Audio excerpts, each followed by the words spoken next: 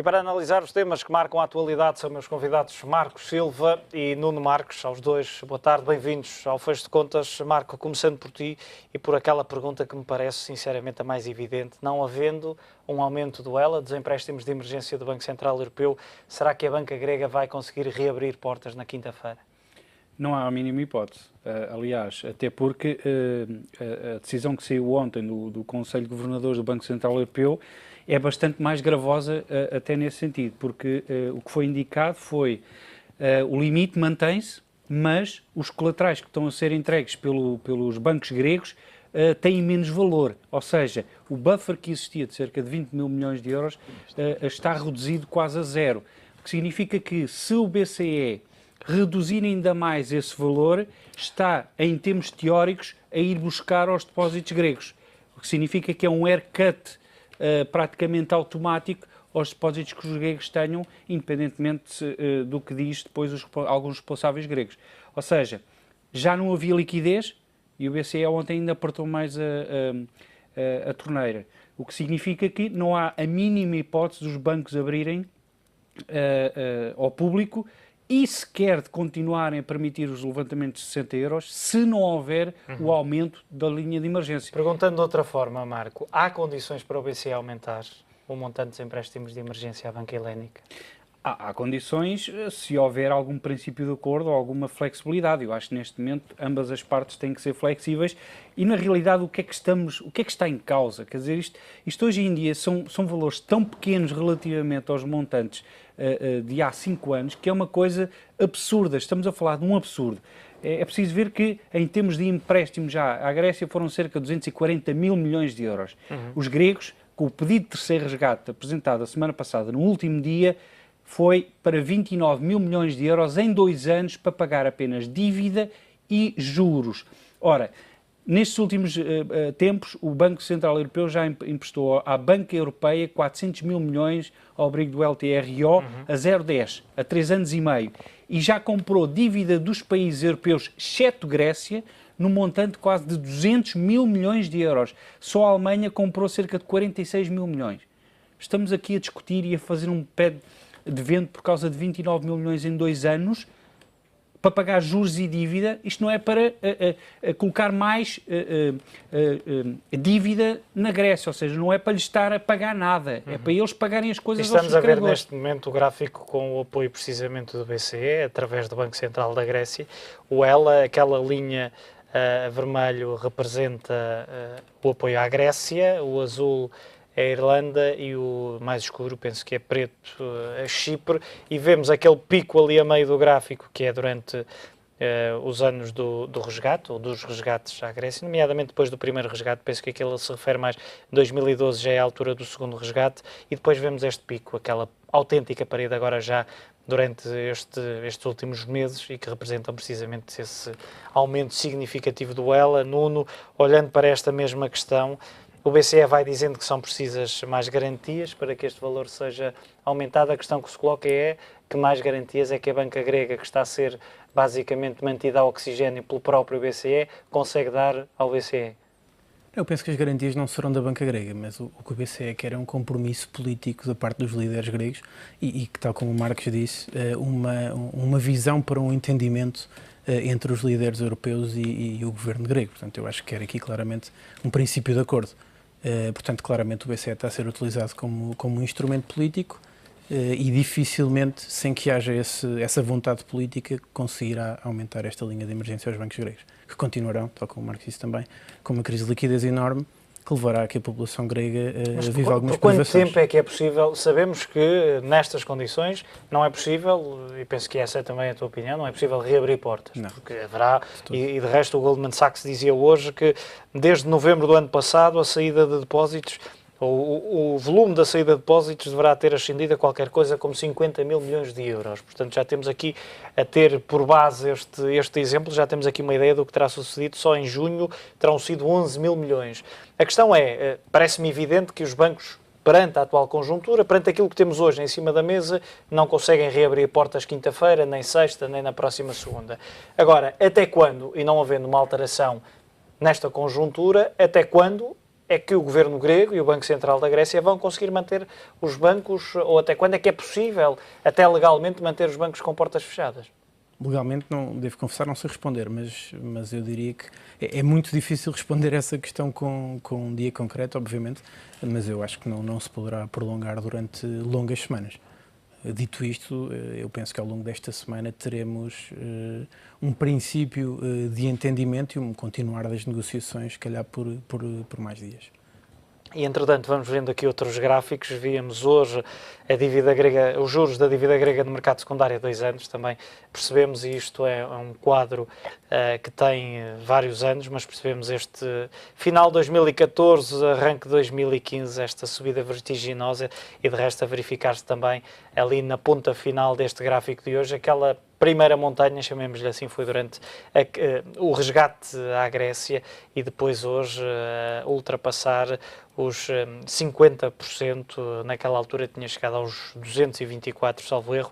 Marco, outra questão que se colocou muito durante este fim de semana, e nomeadamente já no arranque desta semana, após este não no referendo, as economias do sul da Europa não se encaixam no euro? Isso é a pergunta-chave, acho eu, para nós, para além desta questão financeira e de liquidez, pensarmos no futuro. Será que nós estávamos preparados, ou mesmo a Europa, não só do Sul, mas toda a Europa, para a entrada dos países neste euro?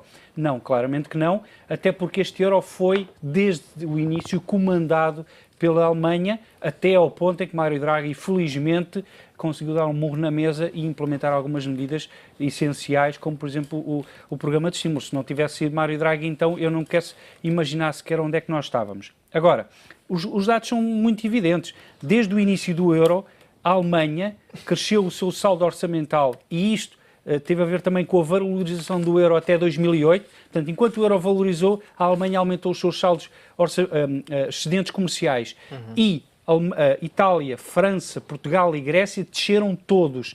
Assim que o euro teve uma retração, a Alemanha manteve os seus saldos externos, enquanto os outros países começaram a recuperar. O que claramente quer dizer que, com a valorização do euro, quem ganhou foi a Alemanha, e quem perdeu foram os outros países, até porque não tinham condições de competir com uma moeda forte, que é isso que está em causa. Isso e a concepção do euro em si.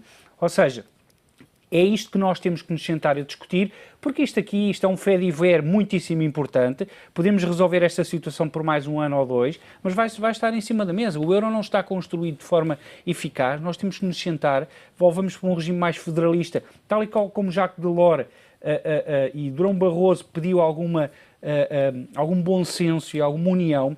Eu recordo que foi o relatório de Jacques Delors, há cerca de 25 anos, que criou a estruturação deste euro. E há muito pouco tempo saiu um estudo a esse relatório do próprio Instituto Jacques Delors, e que indica o seguinte: a principal lição que temos que retirar da União Monetária é que não pode existir isoladamente. Isoladamente não tem qualquer futuro. Portanto, tem que existir uma maior integração económica e financeira, a questão da União Bancária, que já devia ter existido há muito tempo, mas mais, é assumido também que houve um erro de concepção, porque na estruturação do euro nem sequer se falou, não é chegar a acordo, não, nem sequer se falou como é que iríamos resolver um problema de solvabilidade num país do euro. Ou seja, como é que nós criamos uma zona euro e nem sequer falamos, bom, e se houver problemas da dívida pública de algum deles. Portanto, claramente que houve aqui um problema de estruturação, e todos nós temos que pôr a mão na consciência, cometemos um erro, todos os europeus, temos que ser algo flexíveis. Nuno, e olhando para, e vou pedir à realização que eu coloque, o gráfico com a evolução da dívida grega nos últimos anos, nesta altura está já acima, como vemos, dos 174% do PIB, e vemos, nomeadamente desde daquele mínimo de 2006, vemos depois, daí em diante, a subida vertiginosa. Há outras, e o Marco falava aqui da questão da Alemanha, e tem sido muito criticada também, o próprio Varoufakis acusou as instituições como o FMI de terrorismo. Tem havido alguma intransigência de parte a parte, eu diria, mas também há aqui responsabilidades do lado grego, quando vemos esta curva, e se calhar se mostrarmos a portuguesa, não será, a outros níveis não será muito diferente em termos de evolução, mas há também responsabilidades da parte dos governos, não apenas deste, certamente está há 6 meses, mas dos outros governos gregos.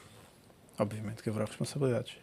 Aliás, as responsabilidades não são, obviamente, só do core, nem são do core. Eu acho que a dívida por si só não é um bicho, não é algo de negativo. Aquilo que se faz com o investimento que poderá advir dessa mesma dívida é que dita a diferença. Portanto, aquilo que a Alemanha fez foi redesenhar a sua economia para olhar para fora e talvez aproveitando uma moeda mais forte que tinha, que era o marco, aproveitar essas exportações e lá está, orientar a sua economia para fora. Aquilo que os países da periferia fizeram foi investir em infraestruturas e viver se calhar um bocadinho da Europa durante longos anos. Portanto, é mais um problema de retorno do investimento que é feito com a dívida que é acumulada do que propriamente a dimensão da dívida.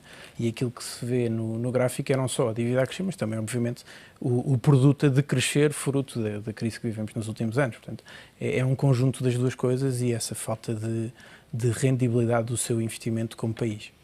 E o facto de não ter uma economia produtiva. Na realidade da Grécia, quando se pergunta a alguém o que é que a Grécia produz, a pessoa lembra-se imediatamente de serviço e turismo, ponto. Não e agora voltamos àquela questão que eu colocava há pouco, as economias do Sul, da Europa, não se encaixam, não se adequam ao euro. Falou-se durante muitos anos num crescimento a duas velocidades. É verdade. Dentro da zona euro. Lembro-me que a dada altura, e não me farto de repetir, havia um analista americano que dizia: não, isso é mentira, porque a zona euro não cresce a duas, cresce a 3 ou 4 velocidades. Eu acho que se encaixam, é preciso aceitar essas mesmas diferenças e saber lidar com essas diferenças.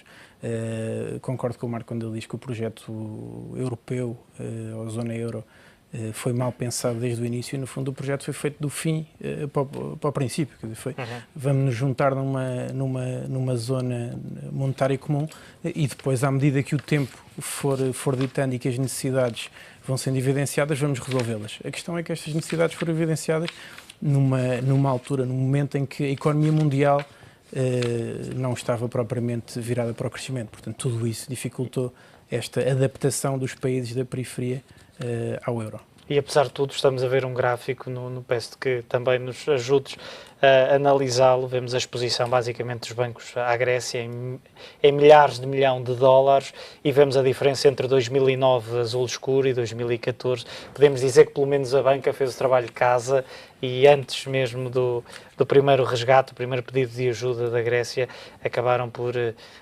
ou desde o primeiro resgate, aliás, acabaram por reduzir drasticamente a quase zero a exposição e, portanto, também há aqui algum controlo de danos, entre aspas, face àquilo que poderia acontecer perante esta incerteza. Claro, e, aliás, este gráfico demonstra-nos porque é que os mercados estão a reagir como reagiram nos últimos dias. Portanto, parece haver alguma complacência, mas na realidade é que o setor privado, nesta altura, não terá grande exposição à Grécia. O setor privado na Europa não terá grande exposição à Grécia. E aprenderam com os seus erros, e não só. E desde 2009 que a união bancária e que culminou, obviamente, com o facto do BCE passar a ser o regulador da banca na Europa, facilita também que esta exposição seja reduzida a estes níveis. Portanto, houve um maior controle por parte das instâncias responsáveis na Europa para com o balanço dos bancos europeus.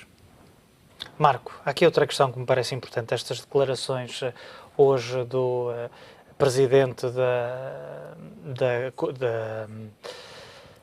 falhou uma expressão da Câmara de Comércio greco-alemã, assim é que é um grego, e é importante que se diga, porque muitas vezes nestas declarações aquilo que se vê ou aquilo em que se centram as críticas é porque era alemão, é porque era francês, é porque era presidente de uma instituição europeia ou internacional e não necessariamente grega. Aqui temos um grego, presidente de uma Câmara de Comércio, a dizer: meus senhores, é preciso ter cuidado porque os hotéis, o turismo vai começar a despedir, e sabemos a importância e o peso que tem no PIB grego, vai começar a despedir, e no caso dos hotéis tem reservas para mais 10 dias.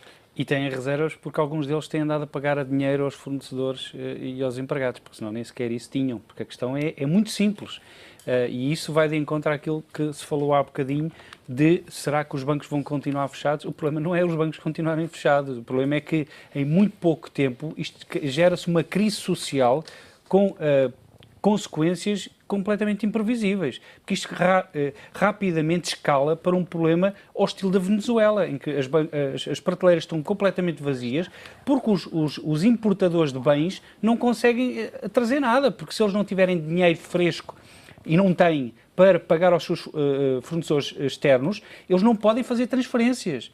Portanto, isto é um caso muito grave. Daqui a uma semana, isto não se pode prolongar durante mais um mês, nem uma semana. Portanto, isto tem que se chegar a acordo.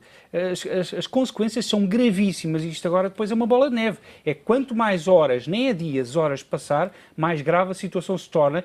E atenção, qualquer acordo que esteja em cima da mesa tem que ter em consideração o que já foi destruído desde o início do ano, com estas incertezas. E se nós tivermos a noção que, por exemplo, a Alemanha, em toda a sua exposição à dívida grega, são cerca de 86 mil milhões, incluindo aquilo que tem no BCE, responsabilidades do BCE, tudo isso. A Alemanha, para o ano, ainda vai transferir da parte ocidental para a oriental 80 mil milhões. Portanto, não é assim um prejuízo tão grande. Para eles não é tão grande o prejuízo meramente financeiro automático. Ou seja, isto são valores que são muito baixos para o potencial dano que se pode estar a criar no euro e, mais importante, que é o projeto europeu de paz, que nós nunca tivemos no nosso continente. Nós somos o continente com mais conflitos que existe. Estamos a falar, Marco, permite-me, antes de lançar esta entrevista, víamos as declarações esta manhã do Paulo Pinto a falar do endividamento das economias ocidentais e estamos a ver um gráfico com os rácios de dívida sobre o PIB de Itália, Espanha, Itália azul, Espanha a laranja e Portugal ali naquele cinza esverdeado. E vemos que em comum, e se calhar se excluirmos um pouco a economia alemã, que tem cerca de, salvo erro, 70% do PIB, as restantes economias, se olharmos para a zona euro, estão todas super ou sobre endividadas. Sim, mas isso só por si não é muito, porque se nós tivermos a consideração o Japão tem 230 versus o PIB, mas tem um conforto que todos os investidores sabem que primeiro a dívida está quase toda dentro de portas e depois existe um Banco Central hoje em dia que está a comprar a dívida quase toda, como aconteceu com o Fed. Porque se o Fed não tem entrado como entrou, a dívida norte-americana também não tinha tido o bom momento que teve. Agora, o problema é este. É que até a crise grega, os bancos e os investidores sempre disseram, bom, a gente conforta, a gente continua a emprestar à Grécia mais do que deviam, porque houve muita complacência dos mercados, mas especialmente das instituições europeias que sabiam que havia ali um grande problema e deixaram correr, mas o problema chegou a isto. Alto lá, que mesmo que vocês tenham uns parentes ricos como é a União Europeia, nós não nos vamos emprestar mais porque sabemos que isto vai dar problemas. E esse é que é o problema. Ou seja, quando é que os mercados externos vão dizer o mesmo? Eu já nem digo de Portugal, digo da Itália, da França, a Grécia, a Alemanha está um bocado isolada, mas desses países têm muita dívida. Quando é que eles vão começar a dizer isso? Qual é a probabilidade de um Brexit nesta altura? Dás esta probabilidade tão elevada como vimos aqui alguns dos principais bancos de investimento? 50%, 60%, 70% até. O que é o Brexit? É do euro ou da União Europeia? É que são duas coisas completamente distintas. Em termos de leis, só se pode sair do euro se sair da União Europeia. Agora, pode-se chegar a acordo para eles saírem do euro. Eu acho que é muito improvável que eles saiam do euro e da União Europeia. Mais uma vez refiro, são 29 mil milhões em 2 anos. Isto não é nada. Portanto, eu acho que temos que todos ser algo, temos que ter bom senso, cabecinha, porque isto pode dar num problema muito mais sério no espaço de um ano. Nuno, o que é que dizes, o que é que pensas sobre isto, sobre esta probabilidade de um Brexit? Eu diria que será o cenário menos provável, mas volto a frisar que acho que as negociações vão ser muito duras. Olhando para outro assunto, rapidamente, e temos alguns minutos apenas, o que é que se passa com as bolsas chinesas, que tivemos um fim de semana atribulado com as autoridades a tomarem medidas de controlo sobre os mercados, a obrigarem as principais corretoras a participarem num fundo precisamente para comprar ações.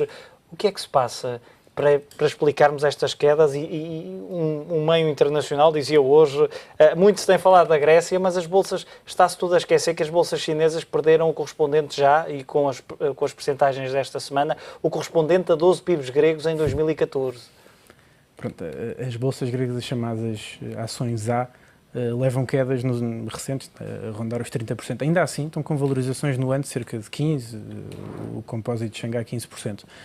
Eu penso que quanto mais o governo tenta regular e contornar esta situação... Estamos a ver agora, se me permites, Nuno, a azul o índice chinês e depois temos o Eurostock 50 a vermelho e o S&P 500 naquela cor mais escura. Portanto, vemos aqui uma diferença de comportamentos completamente enorme, sim. abismal. Mas como eu dizia, quanto mais o governo chinês tenta controlar esta situação utilizando diversas medidas, mexendo em taxas, criando esse mesmo fundo de estabilização para o mercado, eu acho que maior é a incerteza criada junto dos investidores locais. Eu penso que serão esses investidores que estarão a vender posições que eram feitas todas com base em dívida. Portanto, eu acho que estão a aproveitar os IPO também têm levado aqui uma venda para se conseguir alguma liquidez para participar nesse IPO. O resto também é uma das medidas. Foram cancelados 28 IPOs, alguns deles que já estavam em andamento. Os IPOs recentes foram cancelados, foi uma das medidas do governo para tentar que esta liquidez não ficasse presa, associada a esse lock-up period dos IPOs. Eu acho que os IPOs poderão ter, dada a euforia que foi criada também à volta dessas novas ações que entravam no mercado, poderão ter alguma culpa neste movimento de mercado. Mas parece-me que é mais a desconfiança perante todas estas medidas que parecem já excessivas que está a fazer está a colocar esta pressão nas ações. De qualquer forma, do ponto de vista fundamental, a economia chinesa também não está... também é outro dos fatores. Exato, também não está nas melhores situações. Sendo que há quem diga também que os ativos estão sobrevalorizados, Marco, e víamos ali um gráfico que vamos voltar a ver daqui a pouco, as perdas, e quando olhamos para perdas de 2,36 bilhões de dólares, estamos a falar de muita fruta. Sim, mas para responder à pergunta, é muito simples, é gravidade. O que aconteceu é gravidade. Tudo o que sobe, desce, e neste caso tudo o que sobe demais também tem quedas ainda mais pronunciadas. E é muito simples, a Bolsa, já eu aqui, nós falámos há mais de 6 meses nesta possibilidade. Já o ano passado nós estávamos a falar na possibilidade do mercado chinês estar sobrevalorizado. Este ano ainda foi mais explosivo, portanto era óbvio, e é óbvio que isto tem que ter um fim. Um fim é a correção natural, portanto isto é a vida, não é nada de mau, tem que acontecer, as pessoas têm que estar preparadas para não comprar quando existe euforia e não vender quando existe o pânico total. Portanto, isto é o funcionamento, entre aspas, normal dos mercados. Aconteceu na bolha de 2000 com os dot-coms. Esta bolha está a ser muito parecida com os dot-coms. E alguns números vão dando conta, e voltamos a ver as quedas vertiginosas, vão dando conta que muitos investidores recorrem àquilo que se chama em mercados o margin call, ou seja, eles entram com uma percentagem do capital, depois é-lhes emprestado outra parte do capital, a maior parte do capital, e eles dão como garantia as próprias ações que compraram com essa ajuda, e depois, quando há uma desvalorização forte, é preciso recapitalizar essa carteira ou reforçar, não há dinheiro, vende-se a carteira, e é uma das justificações também para estas quedas. Se bem que o valor ainda não seja muito forte, mas eu acho que esse foi um dos erros crassos que aconteceram, ou seja, quando a Bolsa já estava ela própria muito alavancada e em termos de fundamentais demasiado elevado os valores, então o governo chinês decide abrir o mercado do margin call. Portanto, nunca devia ter acontecido. Portanto, se estava a trabalhar só com dinheiro real, deixavam-se estar aí, o mercado não precisava disso. Foi criar um grande problema que eu acho que não há nenhum país que consiga impedir a queda de uma Bolsa. Okay? Eu acho que podem tentar, mas vão criar ainda mais problemas. Depois das medidas do domingo, hoje voltamos a ter novas quedas. Ontem e hoje novas quedas, pelo menos nos índices chineses. Marco e Nuno, muito obrigado pela vossa análise neste fecho de conta.